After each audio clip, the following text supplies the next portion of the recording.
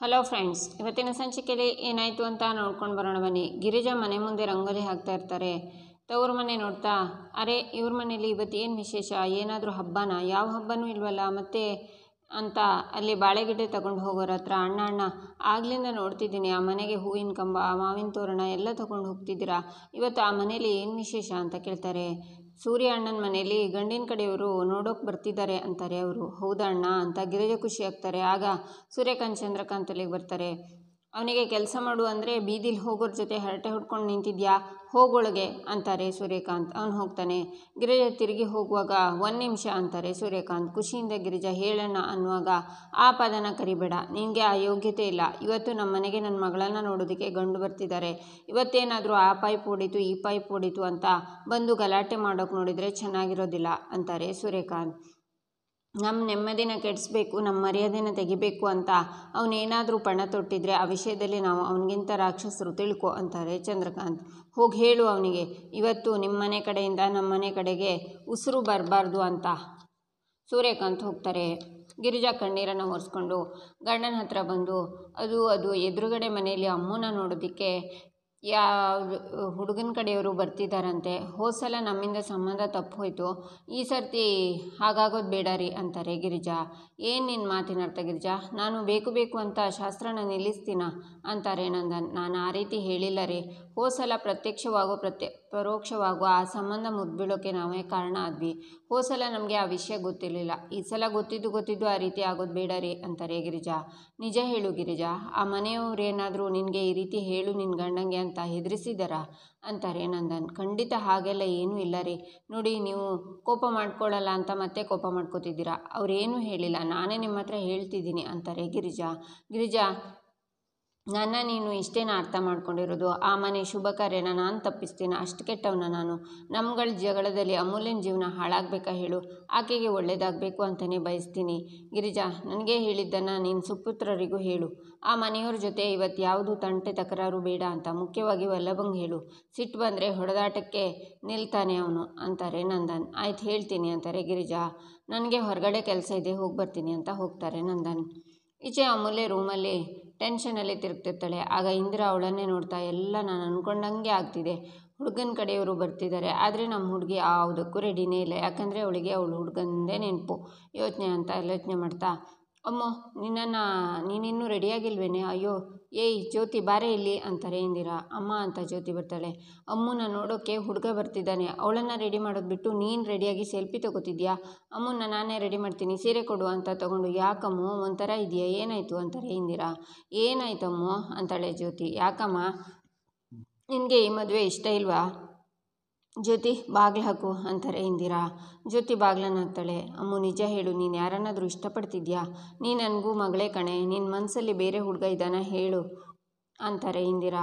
ಚಿಕ್ಕಮ್ಮನ ಹತ್ರ ಎಲ್ಲ ಹೇಳ್ಬೋದಾ? ಇವರೇ ಏನಾದರೂ ಹೆಲ್ಪ್ ಮಾಡ್ಬೋದಾ ನನಗೆ ಅಂತ ಅಮ್ಮು ಯೋಚನೆ ಮಾಡ್ತಾಳೆ. ಅಮ್ಮು, ನಿನ್ನ ಮನಸ್ಸಲ್ಲಿರೋದನ್ನು ನನ್ನ ಹತ್ರ ಹೇಳ್ಕೊ. ಜ್ಯೋತಿ ಇದ್ದಾಳೆ ಅಂತ ನಿನಗೆ ಹೇಳ್ಕೊಳಕ್ಕಾಗ್ತಿಲ್ವಾ? ಅವಳು ನಿನ್ನ ತಂಗಿ ಕಣೆ, ಅವಳು ನಿನಗೆ ಸಪೋರ್ಟ್ ಮಾಡೋದು, ಹೇಳ್ಕೊ ಅಂತಾರೆ ಇಂದಿರಾ.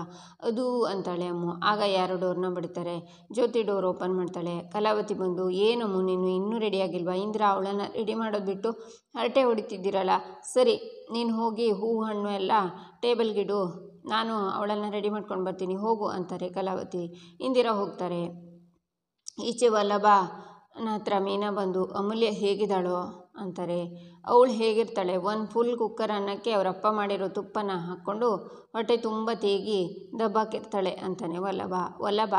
ನಾನು ಹಾಗಲ್ವೋ ಕೇಳಿದ್ದು, ಅಮೂಲ್ಯಂಗೆ ಅವಳು ಹುಡುಗನ ಬಗ್ಗೆ ಗೊತ್ತಾಯ್ತಾ ಇಲ್ವಾ ಅಂತ ಕೇಳಿದ್ದು ಅಂತಾಳೆ ಮೀನಾ. ಅದ್ರ ಬಗ್ಗೆ ನನಗೆ ಕ್ಲಾರಿಟಿ ಇಲ್ಲ ಅದಕ್ಕೆ, ಏನಾಯಿತು ಅಂತಾನೆ ವಲ್ಲಭ. ಯಾಕೆ ಕೇಳ್ತಿದ್ದೀರಾ ಅಂತಾನೆ. ಅಮೂಲ್ಯ ರಾತ್ರಿ ಸಿಕ್ಕಿದ್ಲು, ಪಾಪ ಚಿಕ್ಕ ಹುಡುಗಿ, ಬುದ್ಧಿ ಹೇಳೋಣ ಅಂತ ಹೋದರೆ ನನ್ನ ಹತ್ರನೇ ರೂಢಾಗಿ ಮಾತಾಡಿ ಹೋದ್ಲು. ಅವಳು ಮಾತಲ್ಲಿ ಆ ಹುಡುಗನ ಬಗ್ಗೆ ಇನ್ನೂ ಪ್ರೀತಿ ಇದೆ ಅಂತ ಗೊತ್ತಾಗ್ತಿದೆ, ಅದಕ್ಕೆ ಸ್ವಲ್ಪ ಆತಂಕ ಆಯಿತು. ಪಾಪ ಕಣೋ, ಅವಳು ತುಂಬ ಮುಗ್ದೆ, ಆ ಹುಡುಗನ ತುಂಬ ಒಳ್ಳೆಯವನು ಅಂತ ನಂಬಿಬಿಟ್ಟಿದ್ದಾಳೆ. ಅವನು ಎಂಥ ಕೆಟ್ಟ ಹುಳ ಅಂತ ಅವಳಿಗೆ ಗೊತ್ತಿಲ್ಲ ಅನಿಸುತ್ತೆ, ಅವನ ಸಹವಾಸ ಯಾವಾಗ ಬಿಡ್ತಾಳೋ ಅಂತಾಳೆ ಮೀನಾ.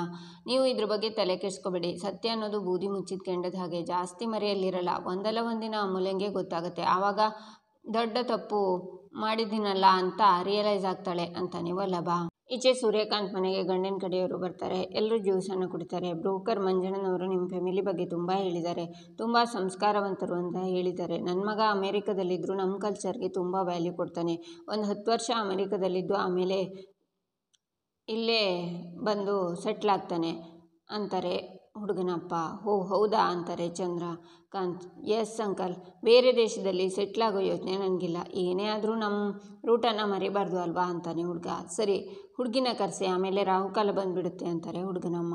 ಜ್ಯೋತಿ ಹೋಗಿ ಅಮ್ಮನ ಕರ್ಕೊಂಡು ಬಾ ಅಂತಾರೆ ಚಂದ್ರಕಾಂತ್. ಆಗ ಕಲಾವತಿ ಅಮೂಲ್ಯನ ಕರ್ಕೊಂಡು ಬರ್ತಾರೆ, ಕೂರಿಸ್ತಾರೆ. ಹುಡುಗಿ ನಿನಗೆ ಒಪ್ಪಿಗೆನಾ ಅಂತ ಅಪ್ಪ ಹುಡುಗನ ಹತ್ರ ಕೇಳ್ತಾರೆ. ಹುಡುಗ ನನಗೆ ಒಪ್ಪುದೇ ಇರಲಿ ಅಂತ ಅಮೂಲ್ಯ ಯೋಚನೆ ಮಾಡ್ತಾಳೆ. ನನಗೆ ಹುಡುಗಿ ಓಕೆ ಅಪ್ಪ ಅಂತಾನೆ ಹುಡುಗ. ನಮಗೂ ನಮ್ಮ ಹುಡುಗಂಗೂ ನಿಮ್ಮ ಹುಡುಗಿ ತುಂಬ ಇಷ್ಟ ಆಗಿದ್ದಾಳೆ. ನಿಮ್ಮ ಅಭಿಪ್ರಾಯ ಏನು? ನಮ್ಮ ಹುಡುಗ ಓಕೆನಾ ಅಂತಾರೆ ಹುಡುಗನಮ್ಮ. ನಮಗಂತೂ ರಾಜು ತುಂಬ ಇಡ್ಸಿದ್ದಾನೆ ಅಂತಾರೆ ಸೂರ್ಯಕಾಂತ್. ನೀವು ಒಪ್ಪಿಗೆ ಹೇಳಿದ್ರಿ, ಆದರೆ ಅಮೂಲ್ಯ ಏನು ಮಾತಾಡ್ತಿಲ್ವಲ್ಲ ಅಂತಾರೆ ಹುಡುಗನಮ್ಮ. ಅವಳಿಗೆ ನಾಚಿಕೆ, ಅವಳು ನನ್ನ ಮಗಳು, ನಾನು ಹಾಕಿದ ಗೆರೆನ ಯಾವತ್ತೂ ದಾಟಲ್ಲ. ಅವಳಿಗೆ ನನ್ನ ಮಾತೆ ವೇದವಾಕ್ಯ. ತಾವು ಮುಂದುವರಿಯಬಹುದು ಅಂತಾರೆ ಸೂರ್ಯಕಾಂತ್. ಸಾರಿ ಅಂಕಲ್, ಅವ್ರ ಮನಸ್ಸಲ್ಲಿ ಏನಿದೆ ಅಂತ ಅವ್ರು ಬಾಯ್ಬಿಟ್ಟು ಹೇಳಿದರೆ ಅಂತಾನೆ ರಾಜು. ಮಗಳೇ, ನಿನಗೆ ಒಪ್ಪಿಗೆ ಅಲ್ವಾ ಅಂತಾರೆ ಸೂರ್ಯಕಾಂತ್. ಈಚೆ ನಂದನ್ ಮನೆಗೆ ಬಂದು, ಗಿರಿಜಾ ಮಕ್ಕಳನ್ನೆಲ್ಲ ಎಲ್ಲಿ ಅಂತಾರೆ. ಮನೇಲೇ ಇದ್ದಾರೆ ಅಂತ ಎಲ್ಲರನ್ನೂ ಕರೀತಾರೆ ಗಿರಿಜಾ. ಎಲ್ಲರೂ ಬರ್ತಾರೆ. ನಿನ್ನೆ ಮಂಜಯ್ಯನವರು ಒಂದು ಹುಡುಗಿ ಫೋಟೋ ಕೊಟ್ಟಿದ್ರಲ್ಲ, ಆ ಹುಡುಗಿ ಬಗ್ಗೆ 4 ಜನರ ಹತ್ರ ವಿಚಾರಿಸಿದೆ.